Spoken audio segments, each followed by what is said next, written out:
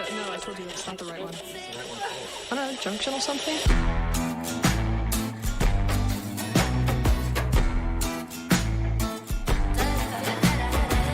My mind is racing at a million miles an hour. So many things to do, I haven't even showered. Can't wait to call, pick me up at noon. I'm in the heart. Hello, everyone, and welcome to Living in the Limelight. I'm your host, Jay Huller. As a quick reminder, please follow us on Instagram at Living in the Limelight Show and check out our website at livinginthelimelight.com, where each week we feature another conversation with a stage performer where we delve into what makes them tick as artists and we get a peek at what it's like behind the scenes. This week we are so pleased to feature Maria Deirisarri. 16-year-old Maria is a rising Latina pop artist who blends her culture into the music scene by infusing her Colombian heritage into her artistic identity. Maria's publishing credits grow longer by the day with over 10 songs on your favorite streaming services, including what you just heard in our intro titled Junctional Rhythm. Listen for the rest of that song at the end of our conversation. So let's welcome Maria to the podcast. This is Maria. Excellent. It's so nice to have you. Welcome to Living in the Limelight. Thank you. I'm so excited to be on here. We are so excited to have you. Listen, I wanted to ask you, because in your notes, you're a theater student, and I wanted to see if you thought at all about the title of this podcast, because we haven't talked much about it, and I figured if you're, not necessarily your situation, but if your theater teacher mentioned Limelight, or if you've used that phrase, or if you know the origin or anything about it. If not, I will explain. Yes. Oh, go for it. I do know all about it. Oh, good. Limelight, I would like to say, I think that a limelight is like your own spot in the attention, like you're literally standing in the spotlight. Would that not be the limelight? Yes, that is the traditional modern sense of it. I guess I'm trying to take it back a little bit to where the term came from. Well, then please tell me. I don't know. Well, good. And you can take this back to your theater teacher and to all your friends, and they'll be quite amazed, because I, like you, have used the phrase. Actually, I learned the phrase from the band Rush. They have a song called Limelight, and it talks about just what you said, living in the limelight and performing on stage and whatnot. And so I dug into what it means. And years ago, the canned lights that were in the top lighting up the performers were actually composed of or contained the chemical lime, the powder. And when that is heated up, it emits a very bright white light. And so it was called a limelight. Oh, cool. Yeah. Now here we are with LEDs and all the modern trappings of today's theater, but taking it back a ways, that's where it came from. So again, welcome. I'd love to tell everybody how we met, and please correct me because I'm getting up in years, but and I know I met you when you were 13 and you were a performer for Georgia Has Talent. And at that time, at that evening, actually, you premiered your very first single, Blindfolded. And just to repeat to everyone, she was 13, and it's kind of probably the theme of today's conversation is how a very young person can take a skill that is so obvious and so apparent and move with that and grow and try to make something out of it. And so maybe if you want to reflect for a little bit on that experience and that first song, I'd really love to know kind of, and part of the purpose of the podcast here is to get into the minds of the performers, because we as fans, we as people sitting in the seats, it's hard for us to get anything beyond maybe just hearing you or seeing you or, you know, listening to the music on repeat or whatever, but we don't know often what goes on inside your minds, what goes on in planning for a show, what goes on in making a song. So if you maybe want to reflect for a little bit on Blindfolded being your first single and putting it out on at that show and kind of the emotions behind all that, that'd be awesome. Yeah, absolutely. So Blindfolded, it was essentially, I had been taking a lot of vocal lessons and a lot of guitar lessons for a long time. Mm-hmm. In my entire family, we were starting to wonder, okay, where do we go now? Right. She knows she wants to be a singer. She knows she wants to have songs out. We don't know what to do. And so my teacher at the time, who is now my beloved producer, he's amazing. He goes by Lazuli Vane in the art world, and I know him as Patrick Taylor. He said, I can help you. I can produce your first single. I think we should do Blindfolded. And so when I wrote Blindfolded, it was at summer camp, and I was totally in love with this guy. I was infatuated, which was really funny because, like, what does a 13-year-old know about love, right? Right. And so I loved the song myself, and it has that cool little, like, Latin-inspired bridge, and I thought it was perfect. It was such a cool song to start with. So I went with Patrick. I recorded it. It was such an amazing experience. And after recording it, I was like, okay, when does this come out? What do I do now? Right. I have this gem. I don't know what to do with it. And that's when I was like, oh my gosh, Georgia has talent. I can really sit there. That's a giant stage. There are people there. I can actually do something with this. So that's why I decided to release it as Georgia Has Talent. And I remember singing it on stage with that little fog machine that my mom had helped me set up. She was having so much trouble behind the curtain trying to get it to go. But I had my drummer helping me. I had the guitar in hand. It was a great experience. That's amazing. And again, the theme of you being at that time 13. So was it? Oh, yeah. I mean, like, I hear a performer saying it's kind of like giving birth. It's kind of like putting a book out into the world. You really are, you're revealing something of you. In my normal day, I mean, I guess it's different now with having a podcast. I'll be out in the world, so to speak, with what I say. But my day-to-day life is, I teach, and I'm in front of my core group of people that I see every day, and there are no high expectations necessarily for me to please the world. But you, as an artist, and as people that I'll have on this show, you're opening yourself up. You're taking a part of yourself and putting it out into the marketplace, just like a writer would or whatever. And as a 13-year-old, maybe contrast your 13-year-old self to today, because I know you're very actively writing songs and you're putting them out at an incredible pace for your age, for sure. What have you grown personally in that realm? And when you were 13, were you so scared, or were you so excited? And your emotions, have they changed, or are they just is that same kind of process every time? So at 13, I think I was definitely a little bit more uncertain than I was now, but I wasn't so much nervous. I was definitely excited, but I felt like I had already been doing it for a long time. I felt like I already was a recording artist, like I already was releasing songs. So it felt so right to do it that I didn't feel like anything like significant, like, oh my God, this is the first song. It's like, oh, this is what I meant to do. I've been doing this. It's fine. And now at 16, I feel more secure because I know the process and I know what's going to happen. And of course, there's that hope that, oh, this is going to be the hit. This one's going to make it. Yeah. And, we never know. Diamond could make it tomorrow. I'll never know. But I've always felt like a grown up. And probably looking back in 10 years, I'll be like, oh, I was so immature as a 16-year-old. But in these 3 years, I don't think that there's been too much of a difference. Well, that's good. And you're still in your formidable years for sure. Yeah. It's hard for me to take myself back to that time. And this may be something you don't know about me, but one thing that drives me regarding music and performers is that I was an active drummer at your age. And I was at that point of, do I want to do this? Do I want to take the leap? I was in a band and they were talking about going to Austin, Texas and the music scene there. And they did. And I ended up going on the scholastic route and went to college and whatnot. And I've always carried in my heart, this drive to produce something for myself that, I share with other people. But it's also a huge fear. So I admire you 1,000% for doing it and continuing to do it, which I guess maybe brings me to the next question. So you were taking lessons, you were learning on instruments, and your house was a musical home.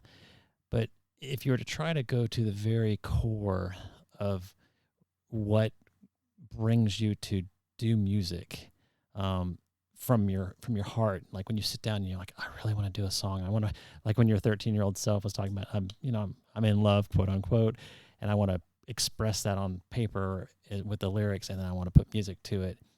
What can you identify anywhere in there, like the kernel of the source, or what makes it happen? Because that's probably what you would embrace going throughout your whole career.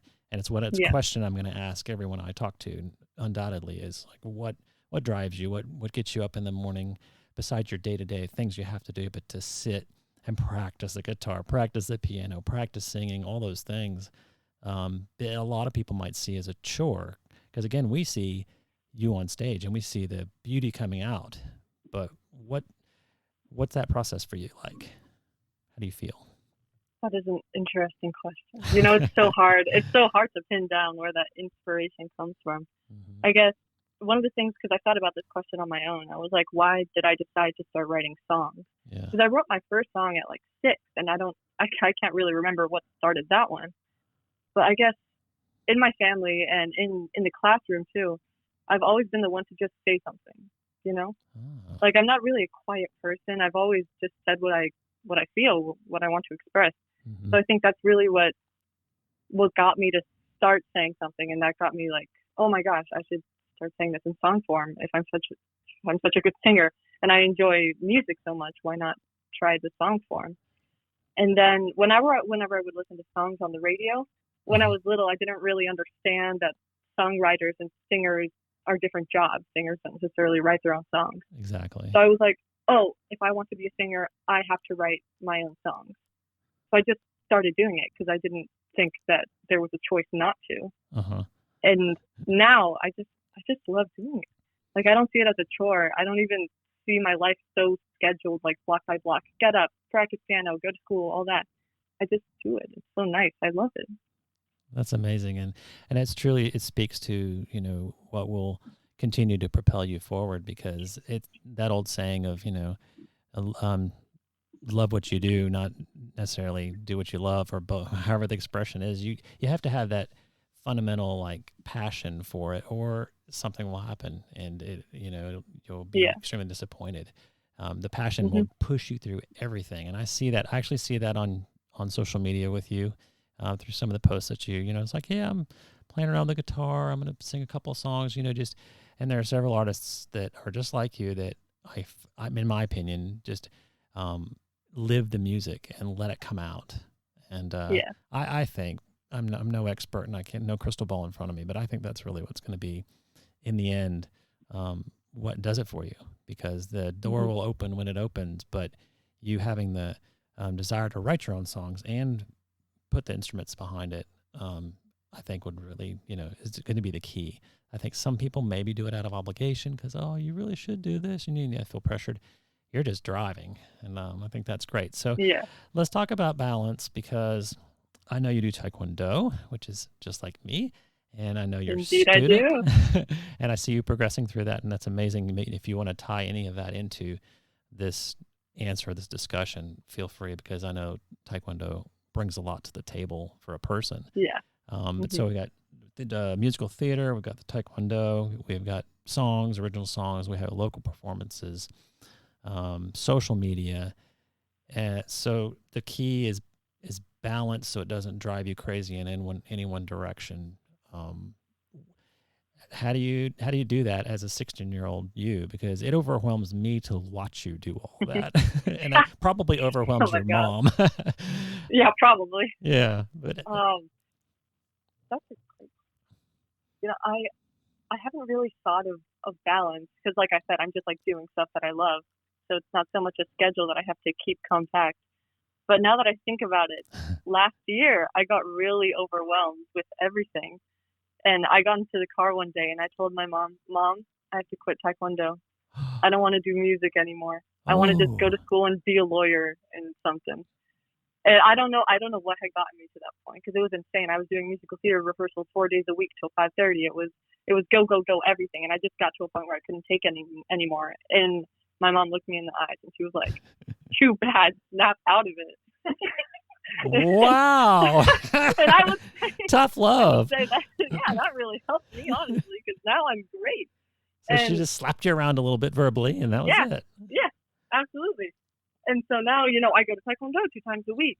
And once again, I think one of the big players in keeping my balance is that I love everything I do.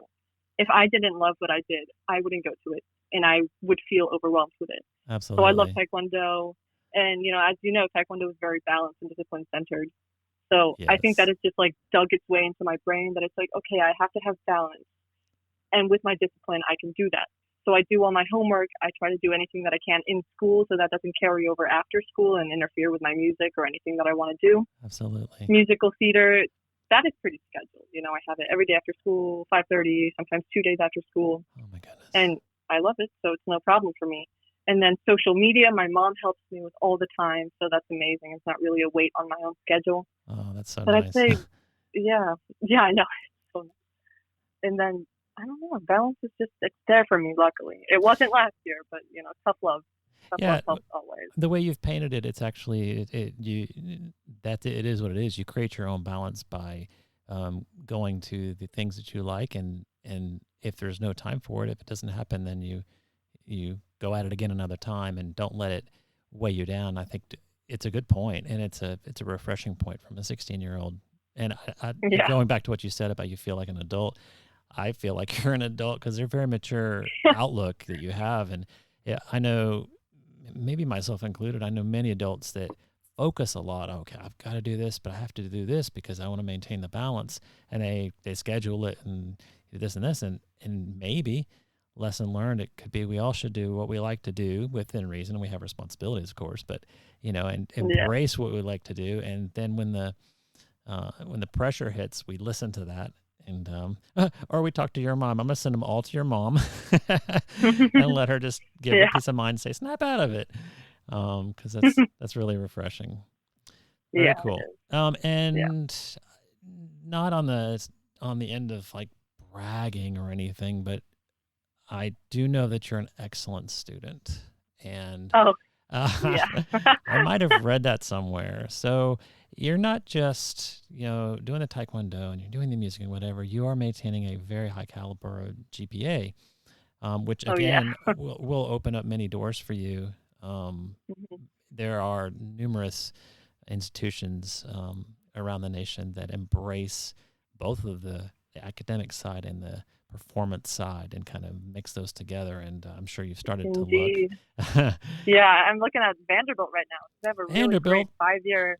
They have a really great 5-year college or program for music, and then getting an MBA. So it's one of my options that I've been exploring. Well, that's Nashville, Tennessee. It's one of the places. There's a little music over there. So I applaud your efforts. I was there for 2 years, and I know the city pretty well. So we can chat about that sometime too.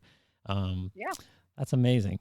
Yeah, I think you're going to have a lot of success in that area. So I want to kind of transition over to gear, because I'm a technologically minded person, and I'm always looking around like, oh, what's that? Ooh, and be it for computers or for here, as I'm talking to you, I'm staring at the it's like a podcast mixer. Basically, it's a mixer that you would use to mix different levels and stuff. And I apologize, at the very beginning of this, I had you way low and me way high, but I think I've got it adjusted. But anyway, it's a bunch of lights and dials and whatnot, kind of entertaining.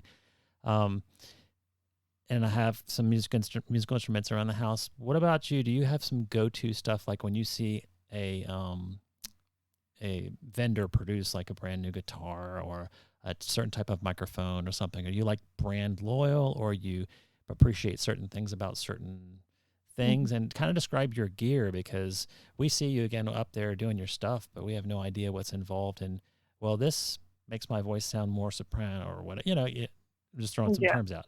What do you kind of look for in your stuff? Well, I got to be honest. I am very ignorant when it comes to the world of technology. So whatever's there, I use, and whatever I know the best is what I use. Interesting. So you sort of rely on others? At home. Yeah. Tech-wise at home, I know I have a Harbinger speaker. I have an LYX speaker. I have my Hummingbird guitar, my Fender electric guitar. But most of my tech I got, like my mic I got, which my mom and I just found out is a C20 mic, I think. Okay. So that's how much we know about tech. And they were sent over by my uncle, who is a tech nerd. So we're relying on him all the time, because I'm like a notebook and pencil kind of person. Well, that has its benefits, of course. Yeah, but the tech I have access to has been incredible so far, especially with Patrick and recording. It's been mind-blowing. I wish I knew more about it. So you'd say that you kind of generate the song, the lyrics and whatnot. When you take it to Patrick for the studio, that's when you're in the environment and you're using the quality stuff. Or do you bring your own instruments with you, or are there instruments for you? like when you play Sometimes guitar? I always bring my guitar. Sometimes I bring my ukulele. I brought my electric guitar once, but sometimes we'll Mhm. use some of his instruments because he has a whole load of guitars and they're beautiful and amazing, and he has his keyboard. So we'll mix it up within each song. That's great. And I remember pictures now that you say that of putting in my mind. Some posts, probably, I want to say a year ago, when you were having some studio time. See, Hmm. Yeah. paint that a little bit for us because, and I might be old school here, but, and I'll mention the band Rush again once because I was just listening to a podcast about them. But back in the 70s and the 80s, it was like studio time was premium. And what they would do is they would play, they were like 20 years old in Toronto, Canada, and they would play 6 or 7 nights a week at a bar. Apparently the drinking age had been lowered from 21 to 18. And so they were 20 or 19 and they could play these places. But then every night they would go, after packing out their gear, they would load in to the studio and work all night and then keep doing that on repeat. They'd have a few hours of sleep for the next show the next day. And that That's kind of that insane. grind, yeah, I know that grind of trying to get it done amidst, doing what was like producing new music while they're performing. What's studio time like for you? Do you, is it scheduled out like I'm going to be there from 2 to 4 and it's going to be X, Y, and Z dollars and this much? Is it, Yeah. how's it typical for you?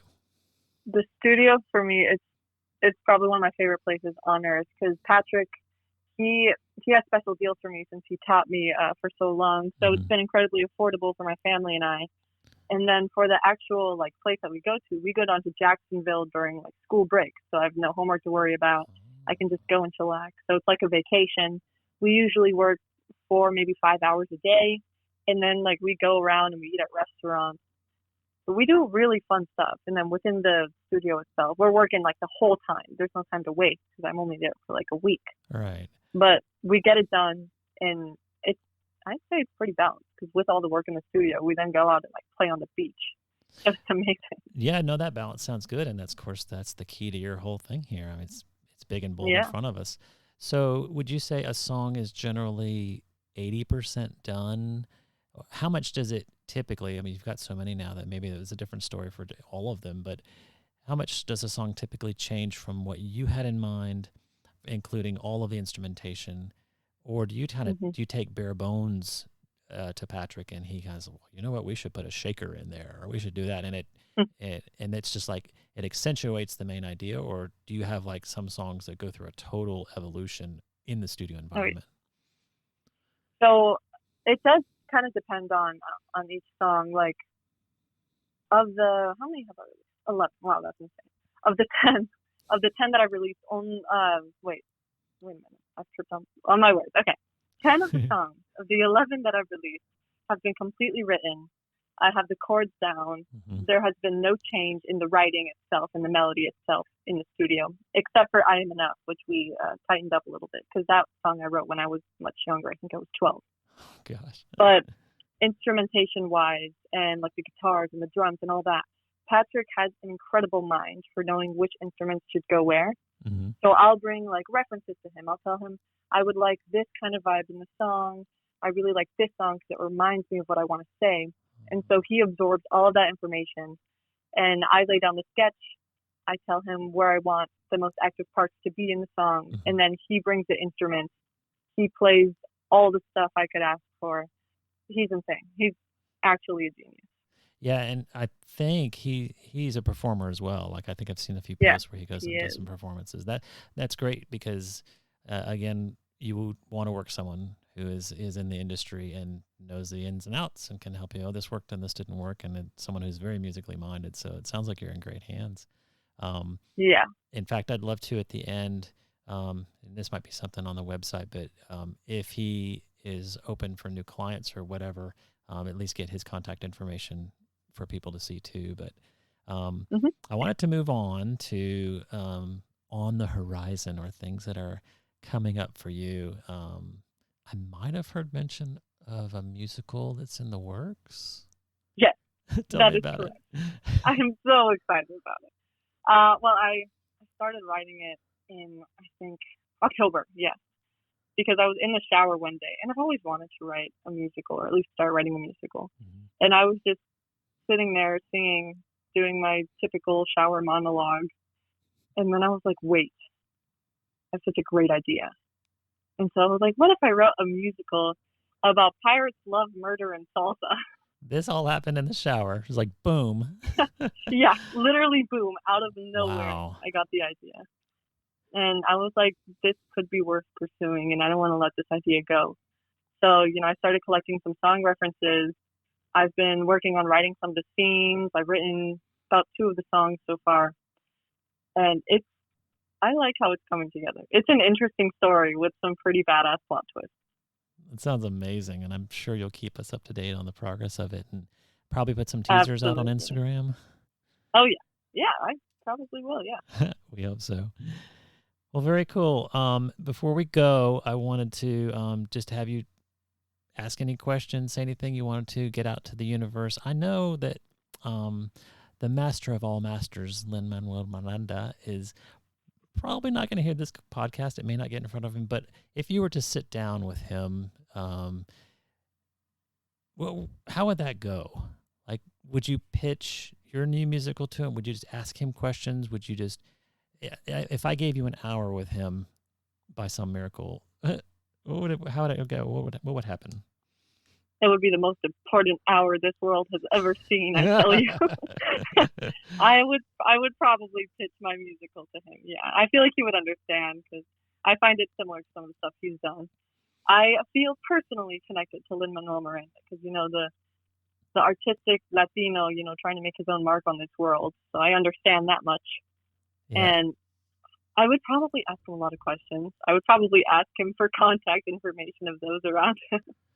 I would I'm sure he has quite a network. Yeah. Oh, yeah. No, it would be an incredible 1 hour with the one and only. And in thinking about it, if you were to, I don't know, paint a dream job in the Limelight, would it be something similar to his, where he comes up with Hamilton, for example, and then stars in it for, take a good run before, someone else takes over? But would you like to have the creative control and the performance control, all of that, or do you feel like your zone is more in one or the other? Like, could you be him, but be you? I think I would be happy in a job similar to his, but I would probably want a little bit more diversity than just like writing musicals and then performing in them. Because as you know, the singer-songwriter, I got to keep that up. I have my own recording to be done. And then I have a lot of crazy dreams that I plan to make happen. I want to be an actress at some point. I want to maybe even form my own talent scouting company. I want to found a school, Oh my goodness. I have a lot of ideas. But a job like Lin-Manuel Miranda would be a great place to start, I think. A great place to start. I love how you dream big, and 16-year-old mind it's not 16. Something in there's an old soul about you, and I just admire the energy you have. I applaud you. I support you, and I can't wait to see what's next. So thank you for being on Living in the Limelight, and I'd love to have you back on the show sometime when we maybe when your musical's out, we'll revisit it. Absolutely. It would be good. my pleasure. Okay, well, let's go out with tell me every single possible way people can find you. Oh, I don't know if I can name every single possible. We'll put them on the website. So many. If you miss any, but just to have them in there. Okay. Well, you can search up my name on Google, Maria Deirisarri. I know it's a hard last name. It's Deirisarri. Oh, yeah. Just moderately difficult to pronounce for some people. I'm on Instagram, YouTube. Search me up on Google. I'm on TikTok. I think I'm on everything. My website is www.mariadeirisarri.com. Fantastic. So you've got a website, you have all the socials, you've got YouTube. At 16, you've got published music. You said 11, I think. It's very, very possible that Lin is in trouble. you are chasing his coattails for greatness, and I think just keep that balance and keep it up. And we're proud of you and can't wait to see what's next. Thank you so much. I will keep it up. I promise. Awesome. All right, stay in touch, and we'll talk to you soon, Maria. Absolutely. Thank you so much for having me. You're welcome. All right, bye. Bye. My heart is beating a little differently than normal. I know too much now, there's no need to be so formal. I'm at the doctor's office, picking up at noon. But it's still happening, it's messing with my attitude. 1 in 9 million, junctional rhythm. It was a false alarm. Thought I was dying, all by my lonesome. Incompleted story arc, boom, boom. The palpitations getting just a little close there. A little flutter, there's a butterfly inside me. What is this? Where am I? Am I gonna die? No answer, no data. Look me in the eye.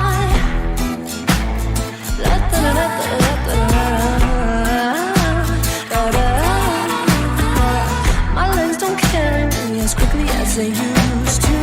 We're slowing down now. Oh, I used to think I knew. I'm on my phone. Call me when you can. I'm not so alone. Who cares about my plans? My room is blurry. Oh, to think my eyes are failing. Too dark to see, clutching on to rusty railings. Everyone's gone. Call me when you can. We're going on. Evolution killed the caveman. 1 in 9 million. Junctional rhythm. It was a false alarm. Thought I was dying, all by my lonesome. Incompleted story arc, boom, boom. The palpitations getting just a little close there. A little flutter, there's a butterfly inside me. What is this? Where am I? Am I gonna die? No answer, no data. Look me in the eye. La, la, la, la, la.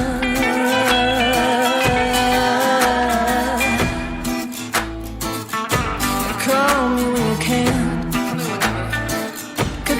Call me when you can. In this episode of Matters of the Heart, we'll be learning about the junctional rhythm.